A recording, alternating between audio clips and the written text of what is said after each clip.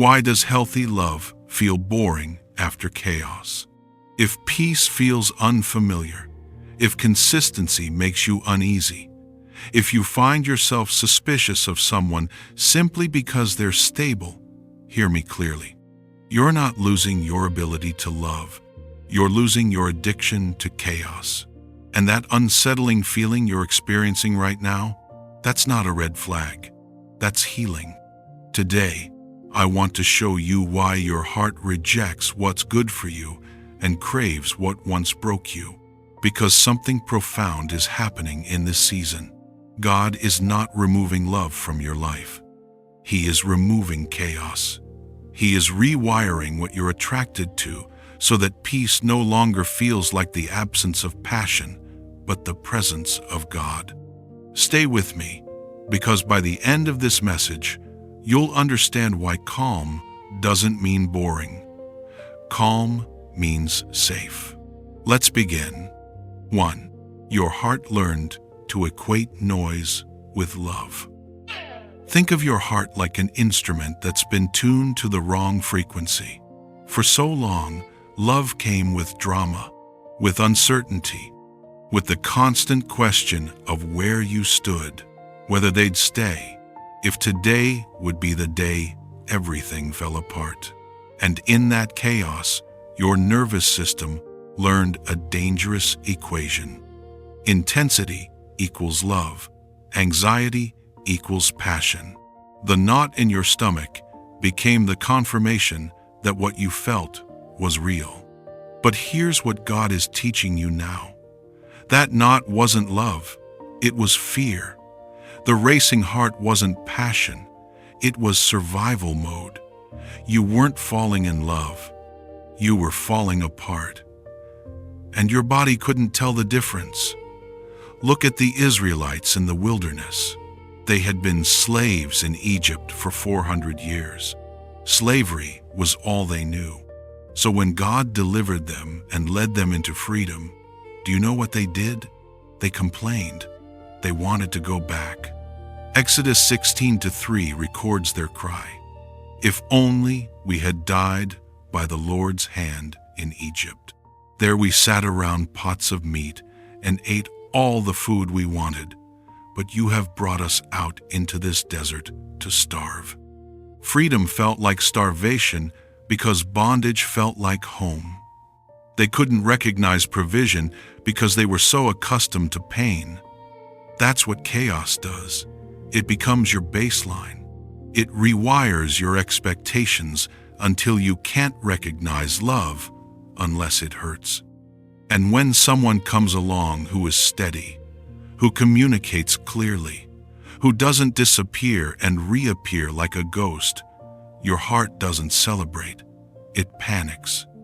Because calm feels unfamiliar, and unfamiliar feels wrong. But let me tell you the truth. Just because something is unfamiliar doesn't mean it's unsafe. Sometimes, unfamiliar means you're finally being introduced to what you've never had: peace. 2. God is turning down the volume so you can hear truth. For too long, your life has been loud. Loud emotions, loud fights, loud reconciliations, loud promises that never materialized into action.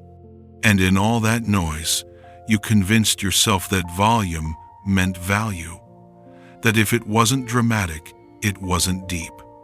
That if your heart wasn't racing, your soul wasn't engaged. But God doesn't speak in earthquakes. He doesn't reveal himself in storms. Look at Elijah in 1 Kings 19. He had just experienced the most dramatic spiritual victory of his life. Fire fell from heaven. Prophets of Baal were defeated. God showed up in power. But then Jezebel threatened his life, and Elijah ran. He hid in a cave, exhausted, afraid, alone. And God came to him, but not the way Elijah expected. First came a great and powerful wind that tore the mountains apart. But the Lord was not in the wind. Then came an earthquake, but the Lord was not in the earthquake. Then came fire, but the Lord was not in the fire. And after the fire came a gentle whisper, a still, small voice. That's where God was. Elijah had been trained to look for God in the dramatic, in the loud, in the fire falling from heaven. But God was teaching him something new. My presence isn't always loud. Sometimes my voice is quiet. Sometimes my love is calm. And if you're only listening for the storm, you'll miss me in the stillness. That's what God is doing with you right now. He's turning down the volume, not to take love away, but to help you recognize it when it arrives without the noise. He's teaching you that real love doesn't need to announce itself with chaos. It proves itself with consistency. 3. Peace is the fruit, not the counterfeit. You've been burned before. Someone seemed calm, seemed stable, and then disappeared. Or worse, they were calm because they were indifferent. They didn't play games because they weren't invested enough to care. And now you're scared. What if this peace you're feeling isn't real? What if calm is just another word for lukewarm? What if you're mistaking apathy for maturity? Here's how you know the difference. Matthew 7:16 says, "By their fruit you will recognize them." Fruit doesn't grow overnight. Fruit takes time. Fruit requires roots, seasons, patience, care. Counterfeit calm has no roots. It looks peaceful on the surface, but there's no depth underneath, no intentionality, no clarity about where things are going, no willingness to have hard conversations. That's not peace. That's avoidance. That's someone who's calm because they're not committed. But real peace has fruit. It has words that match actions. It has consistency over weeks, over months. It has someone who doesn't just avoid conflict, but knows how to navigate it with maturity. Someone who doesn't disappear when things get hard. Someone who doesn't love bomb you in the beginning and ghost you in the middle. Real peace doesn't avoid commitment. It moves toward it with intention, with clarity, with the kind of slow, steady confidence that only comes from someone who knows what they want and isn't afraid to pursue it. So test the fruit. Don't just ask, "Does this feel calm?" Ask, "Is there substance beneath the calm? Are they showing up? Are they communicating? Are they moving toward me or just floating beside me?" Because God's peace always bears fruit. Counterfeit peace bears nothing. 4. Healthy love doesn't make you smaller. Chaotic love has a signature. It makes you shrink. After every interaction, you feel smaller, less sure of yourself, more anxious, more confused, more dependent on their validation to feel okay. You start questioning your worth, your discernment, your reality. You lose pieces of yourself trying to hold onto someone who was never holding you. That's not love. That's captivity. But when God sends healthy love, you don't shrink, you expand. After spending time with them, you feel more like yourself, not less. You feel closer to God, not farther. You feel seen, not studied. You feel wanted, not tolerated. Proverbs 27:17 says, "As iron sharpens iron, so one person sharpens another." Healthy love sharpens you. It doesn't dull your edges. It doesn't dim your light. It doesn't make you question whether you're too much or not enough. And here's the key. After interacting with someone God has sent, you don't walk away wondering where you stand. You walk away with clarity. not because they've given you a 5-year plan on the first date, but because their actions, their words, their consistency all point in the same direction, toward you, toward growth, toward God. Chaotic love leaves you in fog.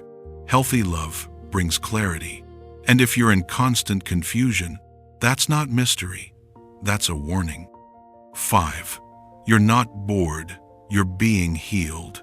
Let me speak directly to the lie you've been believing. The lie that says if it doesn't hurt, it's not real. The lie that says if you're not anxious, you're not in love. The lie that whispers, maybe you're just not that into them, when the truth is, you're just not addicted to them. And that terrifies you. Because for so long, love and addiction felt the same, but they're not the same. Addiction needs the high. It craves the chase. It lives for the uncertainty, the drama, the emotional roller coaster. And when the ride stops, it mistakes peace for boredom. But love? Love doesn't need the high. Love is steady. Love is patient. 1 Corinthians 13-4 doesn't say, love is exciting, love is dramatic, love keeps you guessing. It says, love is patient, love is kind. Patient, kind. Not loud, not chaotic, not anxious. Patient, kind, steady. What you're experiencing right now isn't boredom, it's detox. Your heart is coming down from the adrenaline. Your mind is adjusting to clarity. Your soul is learning to rest in consistency instead of panic in uncertainty. And yes, it feels strange. Yes, it feels too calm.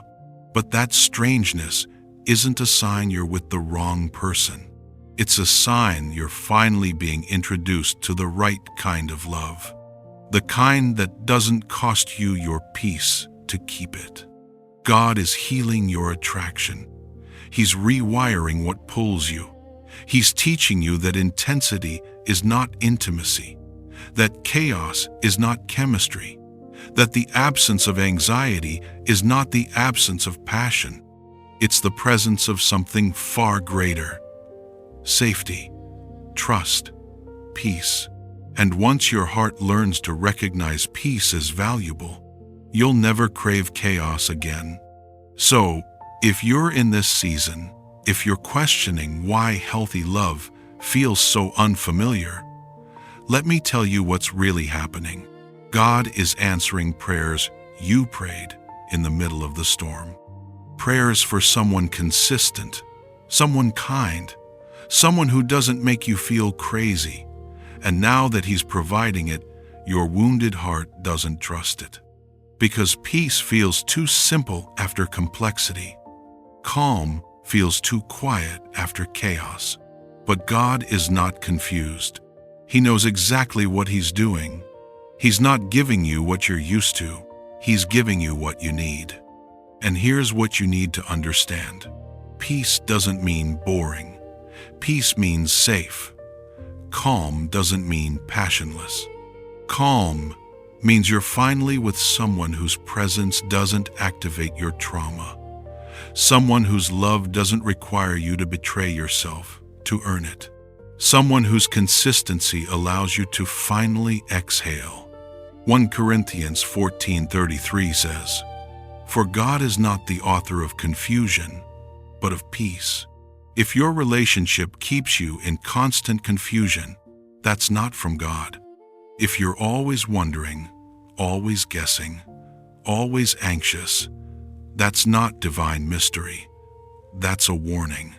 But if you're experiencing peace, even if it feels unfamiliar, even if it feels too calm, don't run from it.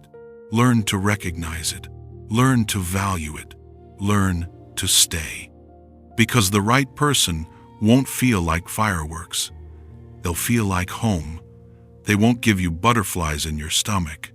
They'll give you rest in your soul. And they won't make you question if they're interested. They'll make it clear. not through grand gestures or dramatic declarations, but through showing up, through communicating, through choosing you consistently, quietly, faithfully. Child of God, you are not losing your ability to love. You are gaining the ability to recognize what real love looks like. God is healing your attraction so that you stop confusing pain with passion, chaos with chemistry, anxiety with affection. He is teaching you that love doesn't have to hurt to be real. That peace is not the absence of feeling. It's the presence of God. So give yourself time. Give your heart permission to detox from the chaos. Give peace a chance to feel normal. Because what feels unfamiliar today will feel like home tomorrow. And when you finally learn to rest in the calm, you'll realize this was never about finding someone exciting. It was about finding someone safe, someone steady, someone whose love doesn't require you to lose yourself to keep them. And that, beloved, is not boring. That is the answer to every prayer you prayed when you were tired of crying. That is God's response to every night you begged Him for someone who wouldn't break you. That is healing. That is peace. That is love the way it was always meant to be.